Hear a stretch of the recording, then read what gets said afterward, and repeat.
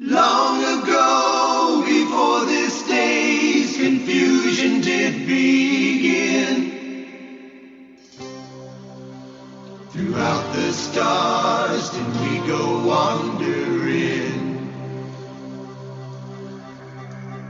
Distance was no barrier, and time it had no hope. Free to come and free to go. Free to come and free to go. Open up the book of stars. Open up the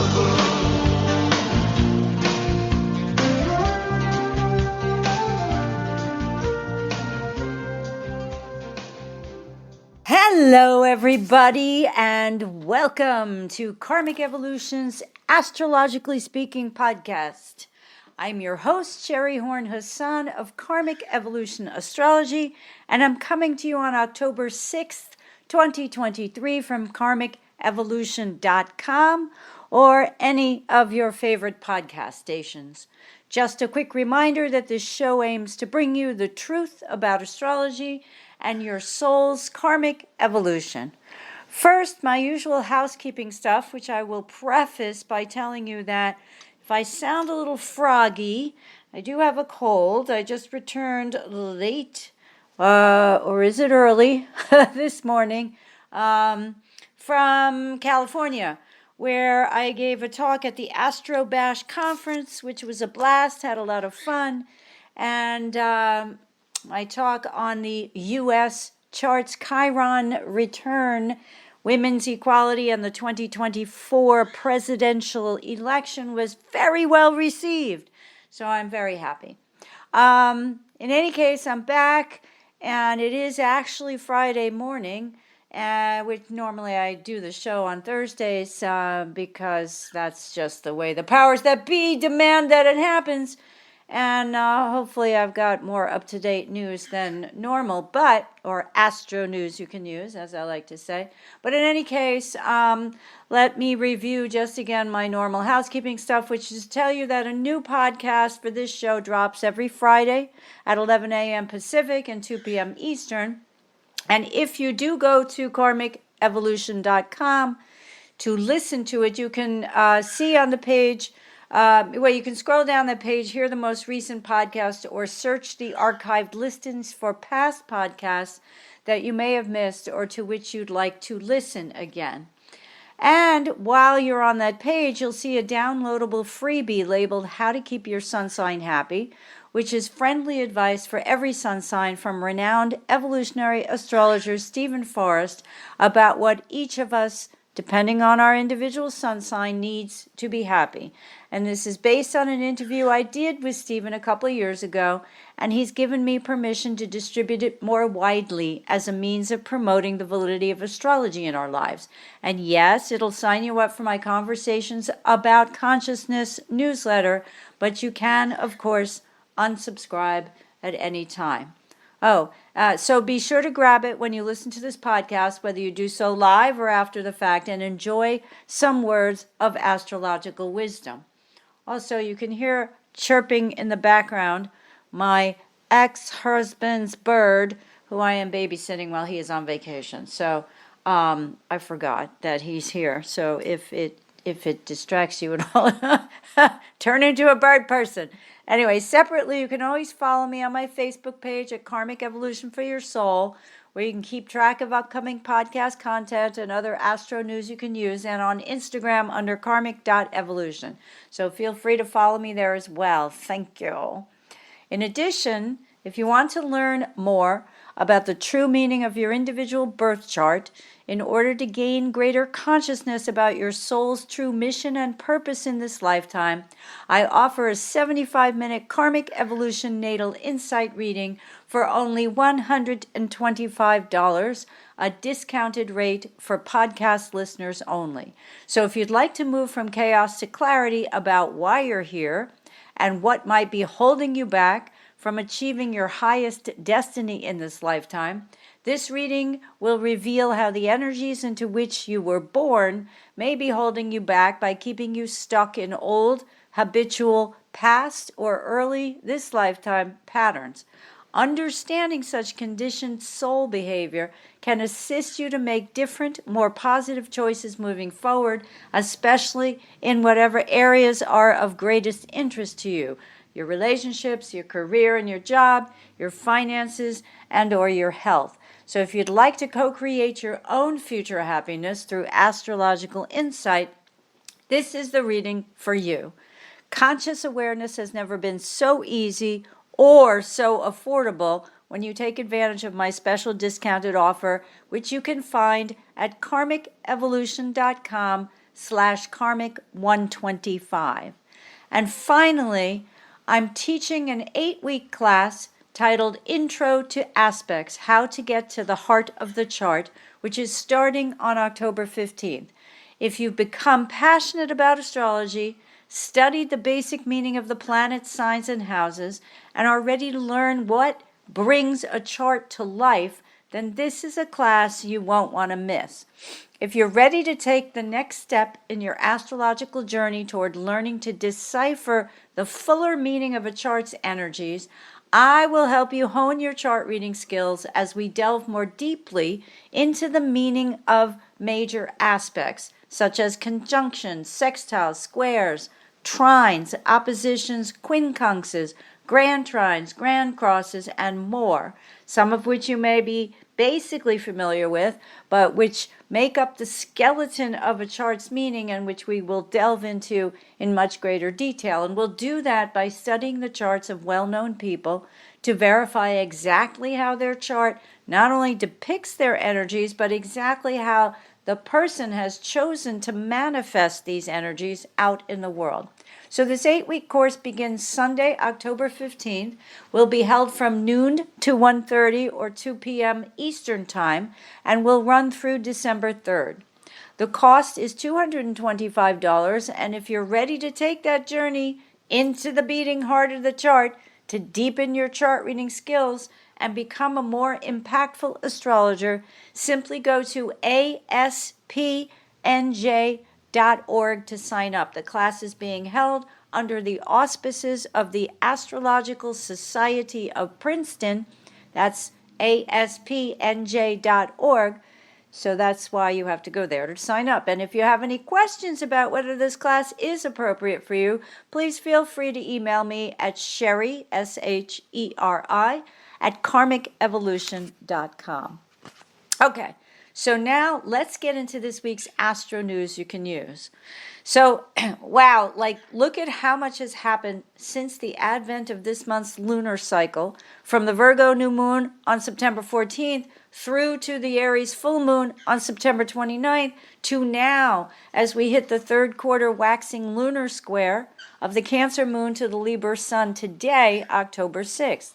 No surprise, given current circumstances here in the U.S., that this third quarter moon is called the crisis square, right? So this is the time to reorient and redirect our energies towards sharpening our old skills rather than bringing in new ones, which is what we can do at the next new moon, which happens to be next week's October 14th solar eclipse.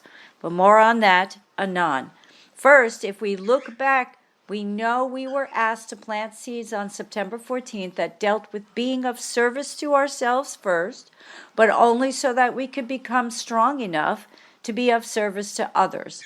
I spoke also then about paying attention to numbers, since the analytic and detailed Virgo archetype, that is the archetype of the Virgo new moon that kicked off this monthly lunar cycle, likes precise facts, about which often includes statistics, financial numbers, etc., and because the Virgo archetype is connected to sacred geometry.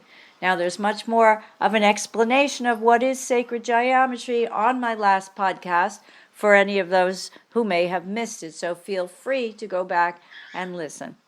In addition, it's earthy subjects that interest the Virgo archetype, including health, our daily routine, and how we may best be of service to ourselves first in order to be in a stronger position to help others, as I just mentioned. However, since the Aries full moon, September 29th, reflected the Libra sun's light back onto itself, it revealed the Libran archetype's flaws and shadow sides, as full moons are always wont to do. And the Aries moon asked the Libra archetype in the sun to release these no longer necessary traits. So what's Libra's shadow side? It generally includes indecisiveness, because those who carry strong Libran energy are often known as fence sitters. While they can often see and totally understand both sides of an argument and are just as often great at helping others negotiate compromise, they can often have difficulty when it comes to making personal choices or taking a stand for themselves, because they're so inclined to always be fair and balanced. As a result, the Libran energy may compromise too much and then become passive aggressive, because we realize we're not happy with decisions that we've let others make for us. But you know, what we have to realize, if we carry, or what's inherent in the Libran archetype, is that they're conflict averse. So, and because of that, they've allowed others to take the lead, and then they're unhappy. So it's an astrological energy that favors partnerships, which can cause it to avoid conflict because it fears that an argument will end up being alone. But because Libra acquiesces too often to the decisions of others for fear of engaging in a conflict and ending up alone if they argue their point of view too vociferously, Libra energy tends to favor partnership über alles, as I like to say. Libra energy generally doesn't want to be alone, so it doesn't feel whole without a partner. So it negotiates and compromises, but in the long run, too many times of never being the leader or getting one's own way without giving something up can take its toll, and the result is that stifled resentment builds. Then, when Libra has allowed another to take the lead vis-a-vis decision-making once too often, we express our displeasure in snarky or under-our-breath kinds of ways. In other words, the Libra archetype fears overt confrontation, prefers to be passive, and when resentment builds up, then becomes passive-aggressive. And over time, the tension builds until eventually one is forced to have the confrontation or argument that they sought to avoid in the first place. So history usually proves that conflict is inevitable and will happen at some point. But a partner may at that point feel the Libran has been dishonest by never expressing his or her opinion or pushing for their way and always letting the partner make all the decisions. Then they get mad, not the Libran, but the Libran's partner, because they're like, wait, what? You didn't want to go to Bali? You wanted to go to Europe instead? Well, why didn't you say so? It depends, of course, on the overall tenor of a particular relationship. So at that September Aries full moon a week ago, it highlighted Libran flaws precisely so that we could release them and get the message that it's time to be proactive rather than simply reactive. We can also see, since all oppositions in astrology cry out for integration, that a battle might have been brewing between those used to acquiescing all the time, read standing by silently while others made decisions for them, as the transiting karmic Libra South Node was approaching Mars in Libra, which was waxing towards its opposition to Eris, the goddess of chaos and discord in Aries, at that lunation. Now, what happened at that time, of course, here in America, was that the Aries full moon culminated in a deal to extend the funding of the U.S. government until November 17th, rather than allowing the government to default on its debts by the deadline of September 30th, meaning it would default by October 1st. And all of that seemed well and good until the Libra sun woke up and decided to heed the call of the Aries moon to not simply go along to get along anymore. And as a result, proactive others, albeit a bossy and argumentative few, released their tendency toward accepting compromise and out of anger, a potential Aries energetic trait, separated from the group, ultimately causing chaos and discord and voting out the Speaker of the House of Representatives, Kevin McCarthy. So now today, October 6th, this morning already, we've reached the third quarter monthly lunar square of the Cancer moon to the Libra sun. Remember, the third quarter square is known as the crisis point, as we're tasked with continuing to push through to carry out the meaning and message of that Virgo new moon from back on September 14th. Ancient history, right? So what exactly are we pushing through during this last week of the third quarter of the monthly lunar cycle before we hit the first eclipse in the series that begins on October 14th? That would be the solar eclipse. Well, again, we have to look back, right? So again, since the Aries full moon, when arguments became unavoidable, as we were asked to release any passive Libran tendencies to smile, nod, and people please, the U.S. faced that government shutdown that would have discontinued funding almost all branches of the U.S. government, except a very few, by almost a week ago now on October 1st. So in true Libran fashion, the Speaker of the House, the aforementioned Kevin McCarthy, who'd already made a budget deal with President Biden back in May, but reneged on it shortly after in order to please his right-wing minority. So the irony, right, is that the partnership is, the confusion at the full moon is, is the partnership with the ones that I can agree and compromise and negotiate with, or is the partnership to be with those who objected to my going along to get along? And so there's a double-edged sword here, which has come into prominence at this point, post-Aries full moon. So Kevin McCarthy had managed to find enough votes in the House to avoid the shutdown by passing a temporary continuing resolution that simply postponed coming up with an alternative budget pleasing to all of his members. Libra wants everyone to be happy, remember, until the later date of November 17th.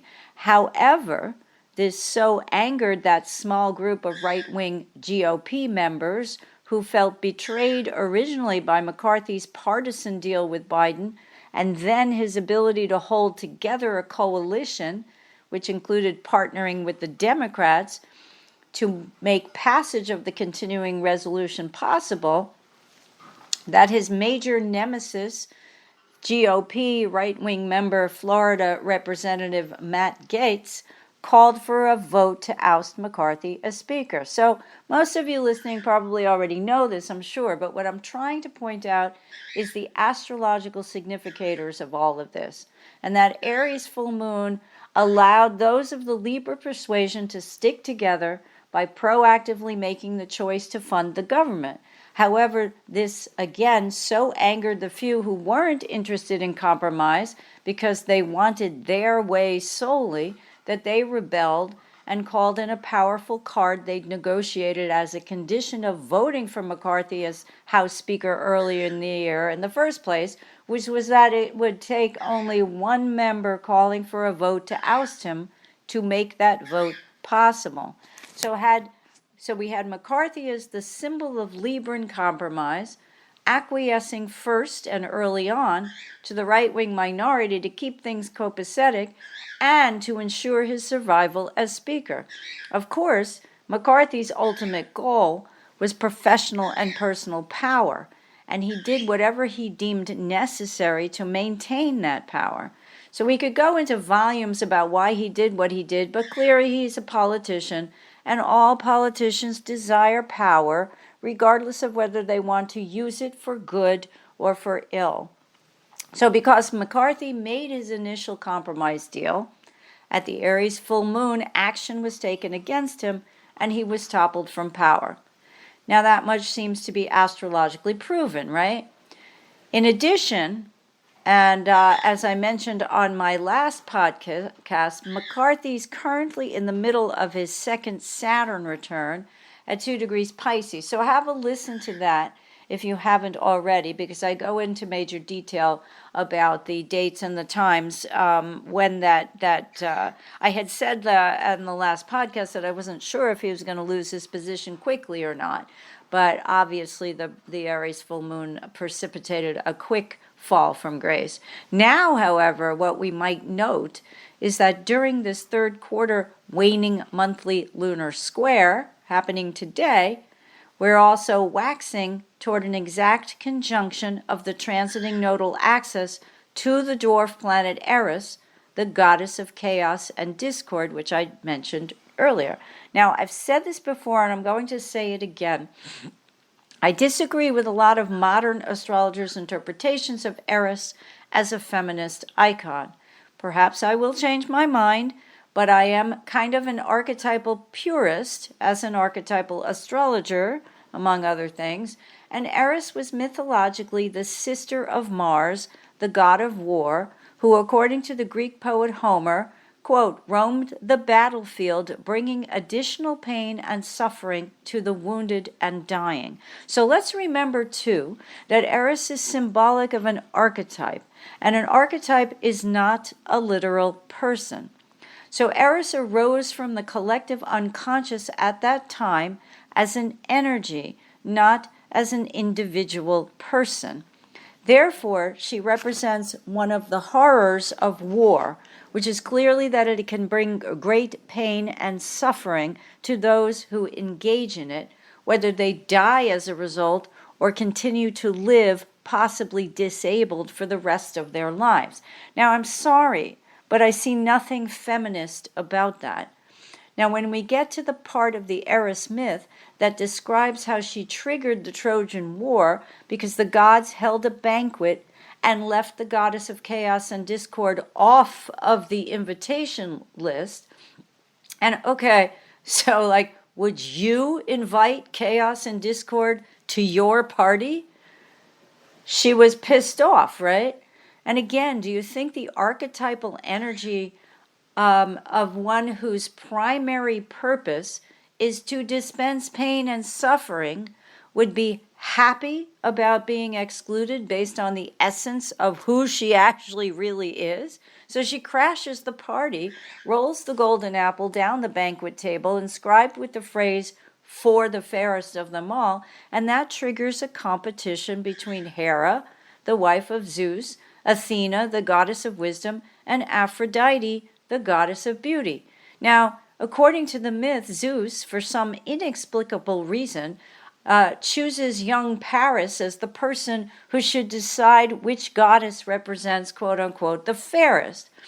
And being both young and male, Paris chooses Aphrodite because Aphrodite offers him the most beautiful woman in the world as his reward for choosing her, versus the other less interesting offers made by the other two goddesses to this young man.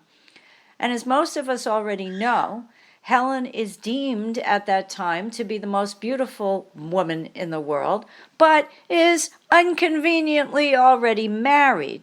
And the whole point is that Eris's action has sparked a competition between people that result in the Trojan War. Because once Helen is given to Paris and taken from her rightful husband, he goes to war to get her back.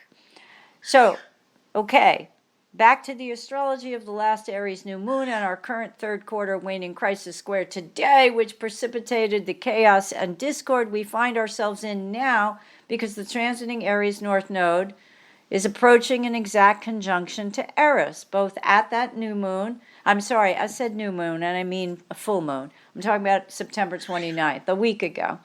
So the transiting Aries North Node is approaching an exact conjunction to Eris. That was in play over the past couple of weeks at the time of the Aries full moon, and this conjunction won't actually perfect until October 21st.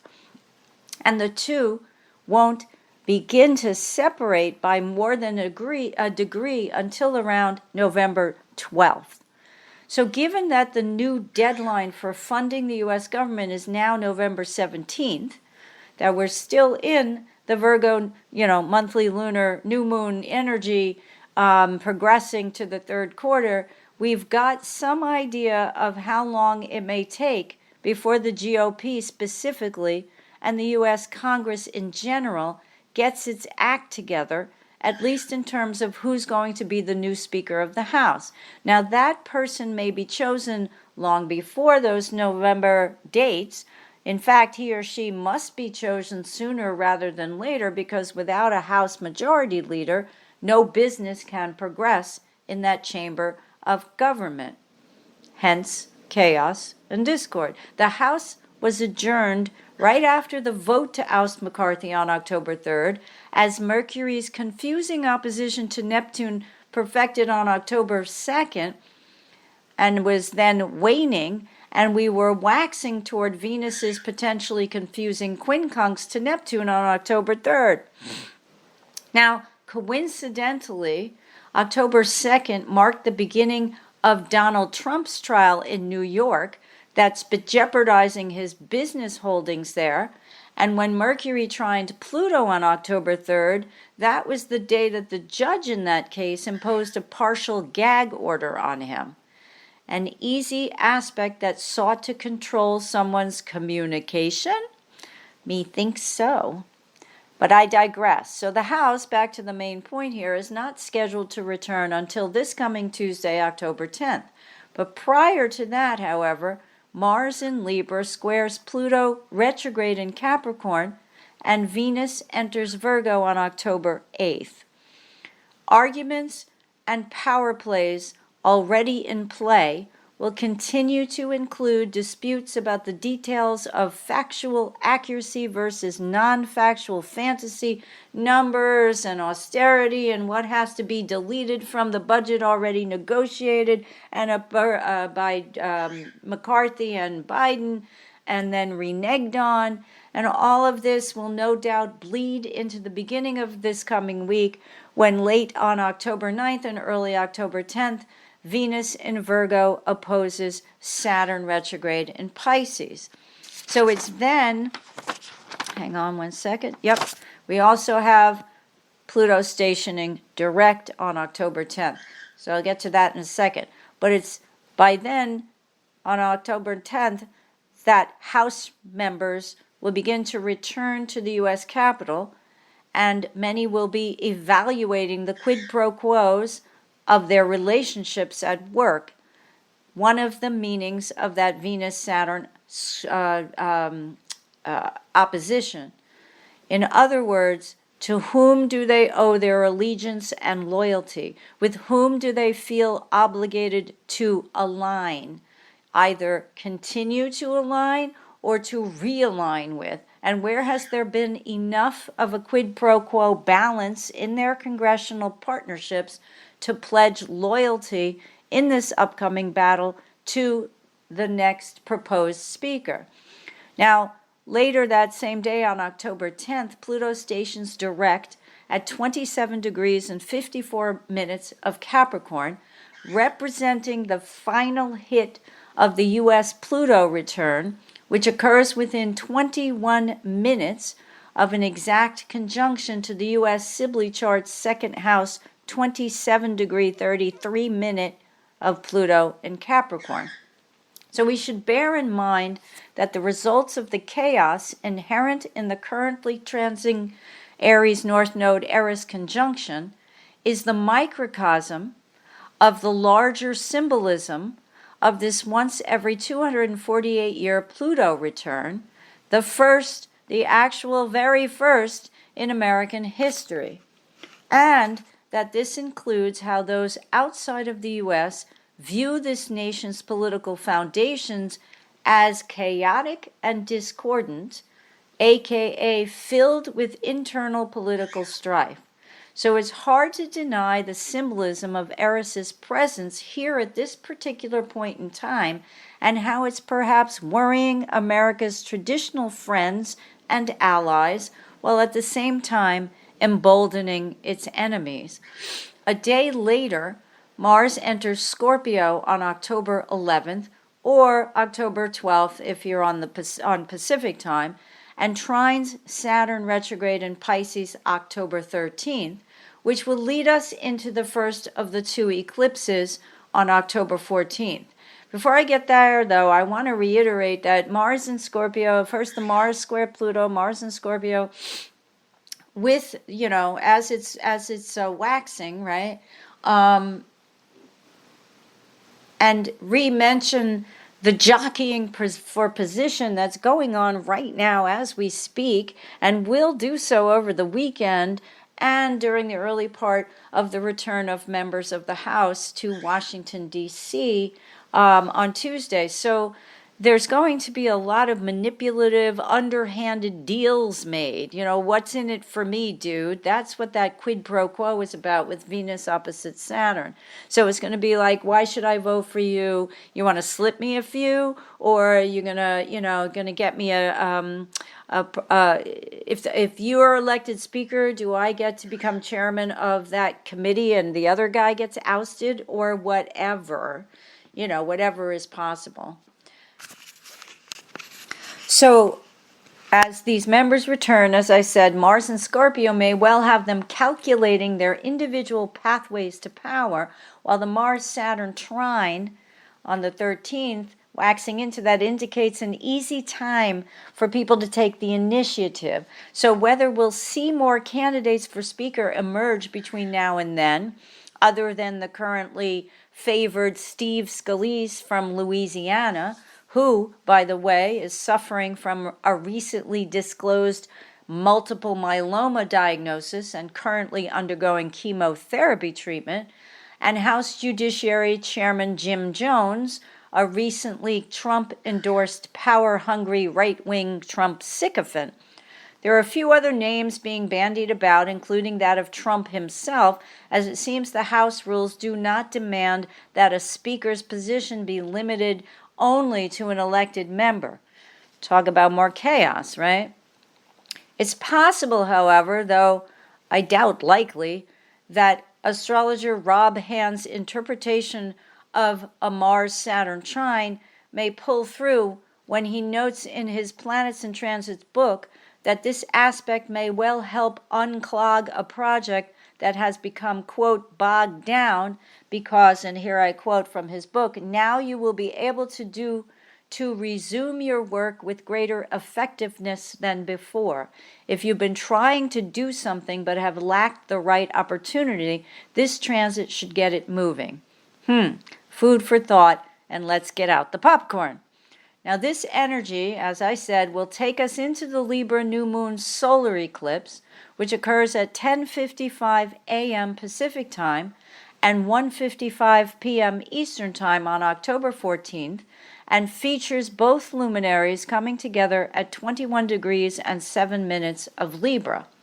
Mercury is conjoining them also at 17 degrees Libra, 1710 Libra, but the problem is that the Sun, Moon, and Mercury all are opposing wounded healer Chiron at 17 Aries at that time, along with the waxing Aries North Node Eris conjunction, as I keep mentioning, as both luminaries also approach conjunction to the Libra South Node and Mars newly in Scorpio. That may sound a little confusing, but trust me, it's not fun times. Or I should say, not necessarily indicative of the easier pathway that Rob Hand's delineation of the Mars Saturn trine indicates, because of these larger energies and larger and longer lasting energies in play right now. So the question becomes whether the Libra, Moon, Sun, and Mercury approaching the Libra South Node and Mars in Scorpio, while they are opposing Chiron in Aries, at the Aries North Node and Eris, will continue to upset the balance of relationships over the course of this upcoming new monthly lunar cycle or not. Okay, so remember that Mars in Libra square to Pluto in Capricorn I mentioned on October 8th. Now's the time to remind long-term listeners and to inform new ones that the themes of most eclipses, and they often come in pairs and occasionally in threes, and we're just about to embark in a week's time on the first of the two pairs for this fall, tend to begin to manifest about 3 weeks prior to their exact occurrences. So the last Aries full moon on September 29th, which will be a full 2 weeks before the new solar eclipse, which pitted the Aries moon against the Libra sun, asking it to release clinging to old partnerships that don't allow individual expression, which again, along with the waxing Libra North Node Eris conjunction and the October Mars Pluto square October 8th, all occurred within the 3-week lead up to this first solar eclipse on October 14th. So again, not again, here is renowned traditional astrologer and eclipse expert Bernadette Brady's definition of the major themes of this set of upcoming eclipses from her book Predictive Astrology, The Eagle and the Lark. And here I quote, "The immense force, anger, and power of the Mars square Pluto is channeled into this eclipse. The individual experiencing this series will find that huge obstacles will suddenly and easily clear, or, on the negative side, a pending potential crisis will suddenly manifest and move through his or her life very rapidly. Either way, the individual will feel that everything is moving at great speed." Okay, so that can be taken into consideration by all of us personally, especially depending on where that eclipse is going to fall in any particular individual's chart. But on a more collective level, we're seeing the symbology of Brady's words play out right now, right in front of our eyes, right? So what we are wanting to look for is what, we don't know whether, in terms of the theme that I've been following throughout this entire podcast, that of whether or not a new speaker will be chosen easily, quickly, and fairly peacefully, whether it will be someone who is representative of the breakaway righter than right-wing faction of the current GOP, and whether or not that means that there will be more chaos and more discord ahead, as part of Brady's interpretation here, that there may be still to come a more potentially devastating crisis, as opposed to having it clear suddenly. We don't know, right? So that's where things are up in the air here, and that's why this week is going to be so important to watch. So we all know that Pluto in general represents the concept of transformation, which is that of death and rebirth. Something must die in order for something else to be reborn. And we know that the macrocosm of the whole deal right now is the U.S. Pluto return, which I mentioned before. So we're looking at a situation right now where the microcosm is that the House of Representatives, as a fully one half of a branch of the congressional, section of government, we've got the executive branch, the Supreme Court, and the and Congress, and that the House holds traditionally the power of the purse, which relates to this current microcosm of the Virgo new moon original beginning of this cycle, that as Pluto stations direct, when it was underground, right, the whole point of retrograde, at least as far as I'm concerned as a psychological astrologer, is that we are going back into our psyche to bring into consciousness things about which we have previously been unaware. Pluto also, as my good friend Mitchell Lewis used to say, who I had on this show numerous times, the Pluto brings to the surface the boil that was festering underneath.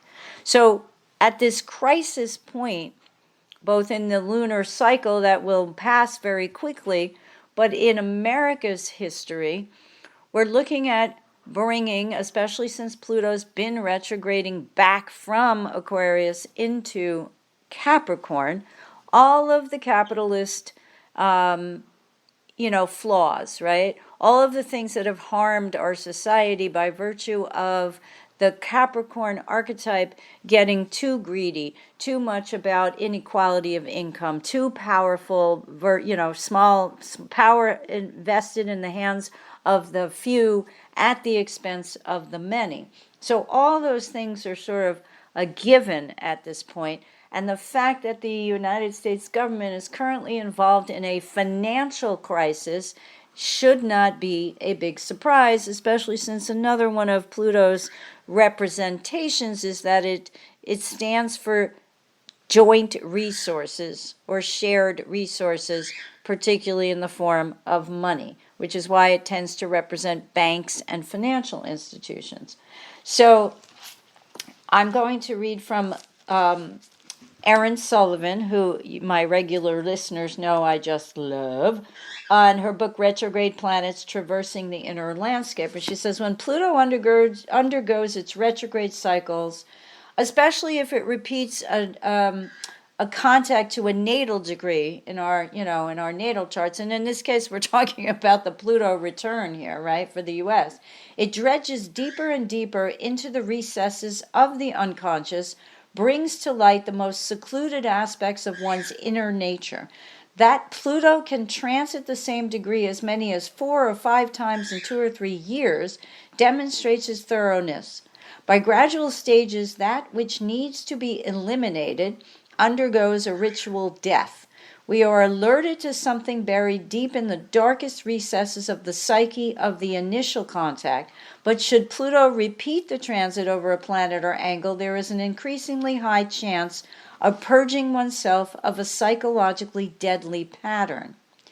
So, I think that we're looking at, she goes on to say the transit may not coincide with an event, but instead manifest in an interior experience of a test of faith, will, or courage.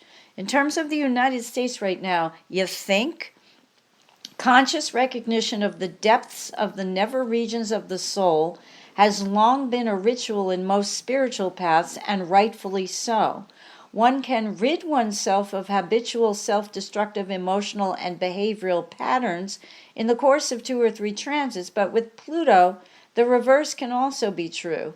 Because it wears away the edges of the unconscious and the conscious mind, obsessive thoughts, actions, and patterns become apparent. The fact that they become apparent is the important signal that there are forces within the psyche that are death-dealing and polluted, and therefore must be expurgated. Something is dying in order to be born. Now, given the history of the United States since the initial Pluto return, and the fact that we've had such a rise in white nationalism and supremacism and the denigration of voters' rights and women's rights and so on and so forth, we've seen since the Trump years, obviously. And remember, Pluto moves slowly. It takes 248 years to go around a full cycle around the sun.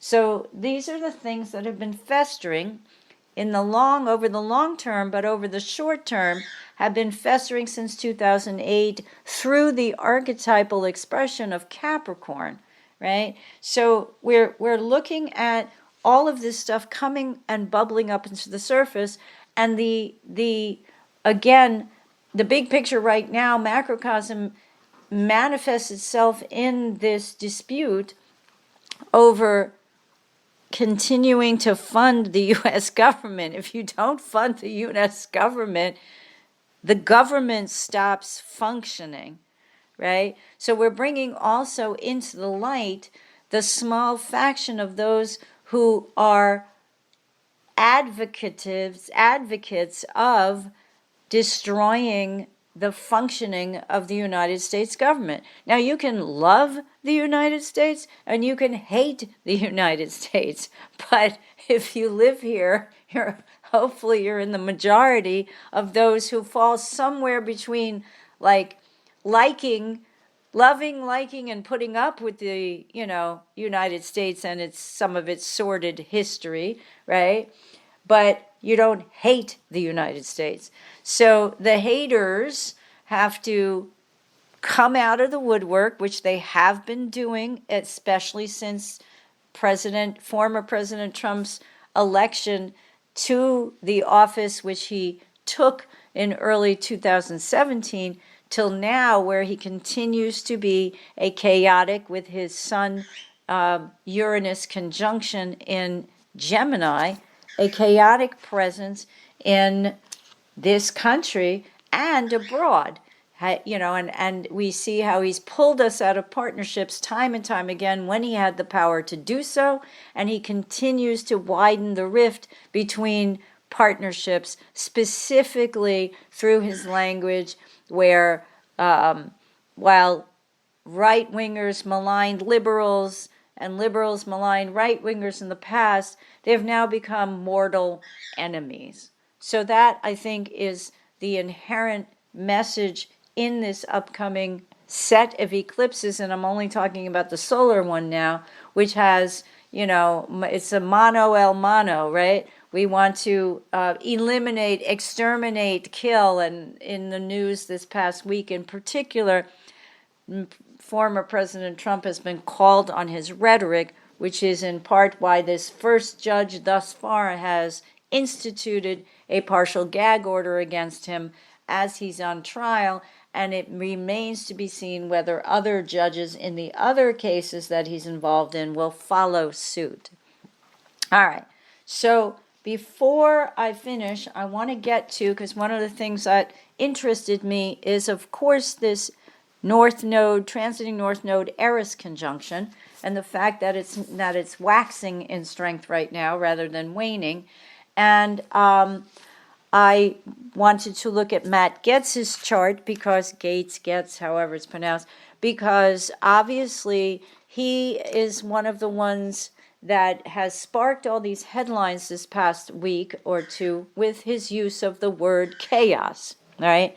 Claiming that Kevin McCarthy has brought chaos into the House chambers, and now that, of course, he has become the major chaotic figure who's precipitated the discord that the House finds itself in right now as we speak. So I ran a noon chart because we have no birth time for Matt Gaetz, and I wanted to see where his natal Eris, again, the dwarf planet of chaos and discord, falls in his natal chart and by transit right now, since again he's the one who started this current chaos in the house. Sorry, I'm making sure I don't run out of time, so I'm speaking quickly.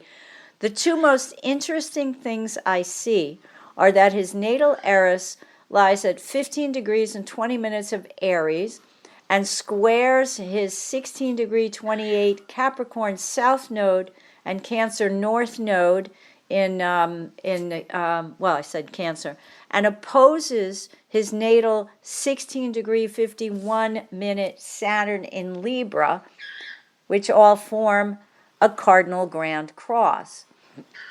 Now the next is that transiting Eris currently opposes his natal Pluto at 2457 of Libra, and that currently the transiting Libra South Node is conjoining with his Pluto as the transiting Aries North Node approaches its exact conjunction with that transiting Eris. So it's no wonder that he's been using the word chaos ad nauseum lately. And let me just give you, because I believe I neglected to do that, his date of birth. Hold on one second. He was born on May 7th, 1982, with no known birth time, and I use a noon chart in Hollywood, Florida. So this, by October 8th to 10th, this coming week, in a couple of days, the transiting sun will conjoin his natal Saturn and oppose his natal Eris as we head toward the solar eclipse.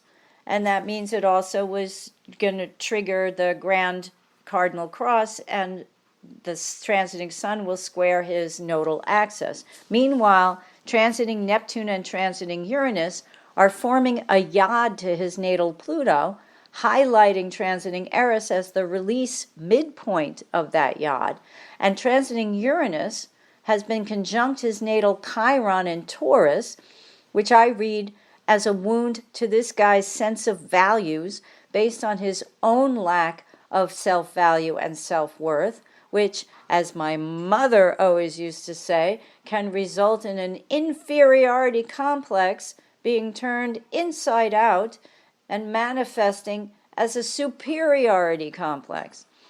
Meanwhile, transiting Chiron's been rocking and rolling over his natal Eris, triggering, now we don't know the houses, so of course we lack that, we don't know his ascendant, triggering her opposition to his natal Saturn and square to his nodes.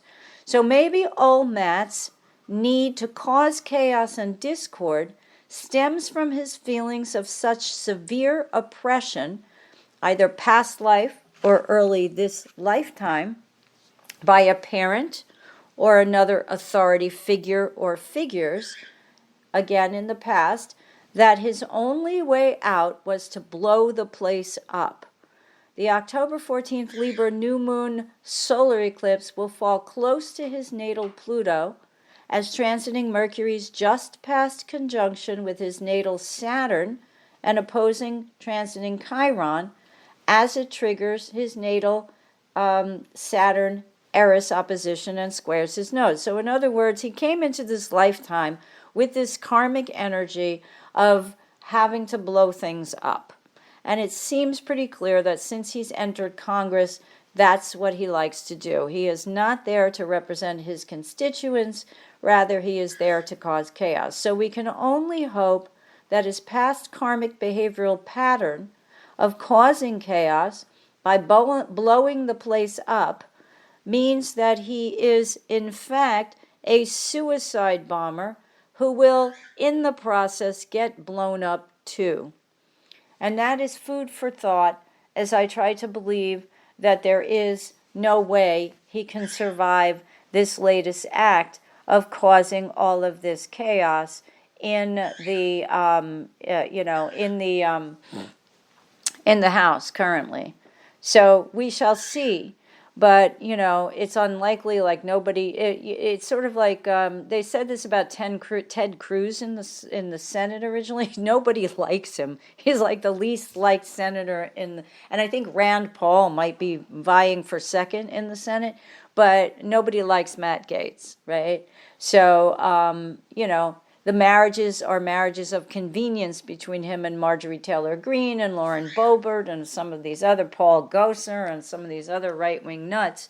And how long will that last? Now, the other thing I want to say about the Pluto return is that if we look back in history, and I've said this before in past podcasts, is that the period between what we use as the Sibly chart's birth of the United States of America on July 4th of 1776 at 5:10 p.m. in Philadelphia, Pennsylvania, kicked off, we were already somewhat at war by 1775, but it kicks off the period of the American Revolution all the way through to the first inauguration of the first president, George Washington, which occurred in 1789. So between 1775 and 6 and 1789, things were in disarray in this country. They were just forming. We were fighting a war and then forming the colonies and then establishing laws, establishing the Constitution, establishing the Bill of Rights, etc., seating a president, the first in our history, and seating the first Supreme Court, which also occurred in 1789. So we are in this period, but in the early part. Whether we will see a war or not is not what I am predicting, although I don't really see how we are going to avoid it, but that is a whole nother topic for another time. So let's be mindful that the end of this Pluto return in terms of its exact or almost exact conjunction with its natal degree is kicking off and triggering a longer period that is recurring in our history now and will be, as I've said many times before, maybe not an exact replica of what happened 248 years ago, but history won't exactly repeat itself, but it will in fact rhyme.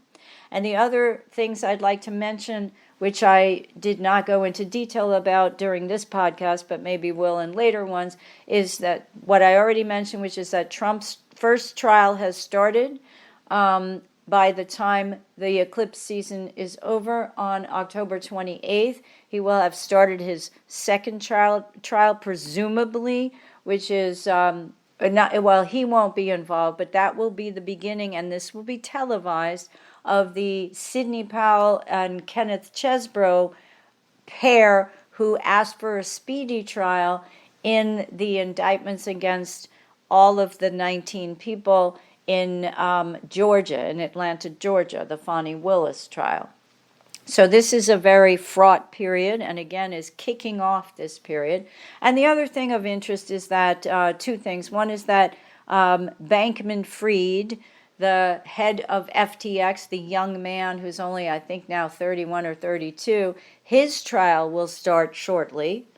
And that with all the publicity, and I believe this has a lot more to do with this period that is emulating 1776 through 1789 and the formation of the Supreme Court, for the first time after all the press that he's gotten over the past year, Clarence Thomas, Supreme Court Justice, has recused himself from a Supreme Court case in which the Koch brothers, which is the newly revealed set of billionaires, one of them, of course, is deceased at this point, he has taken financial largesse from them in the form of gifts and trips, etc. You can look it up. I'm not being specific about that. I don't have the specifics in front of me, but that he has finally, based on public pressure and pressure from Congress, I would assume, recused himself from an upcoming case involving their backing of a particular issue. So we'll get into that in weeks to come. But meanwhile, I would like to thank everyone for coming and listening today. And I hope that you found the information presented here helpful as you continue your karmic evolution in this lifetime. Please be sure to join me next week on October 13th, the day before the upcoming solar eclipse, for another episode of Karmic Evolutions, Astrologically Speaking. Until then, may your journey be filled with karmic healing and the joy of greater consciousness. Namaste. Long ago, before this day's confusion did begin, throughout the stars did we go wandering. Distance was no barrier, and time it had no hope. Free to go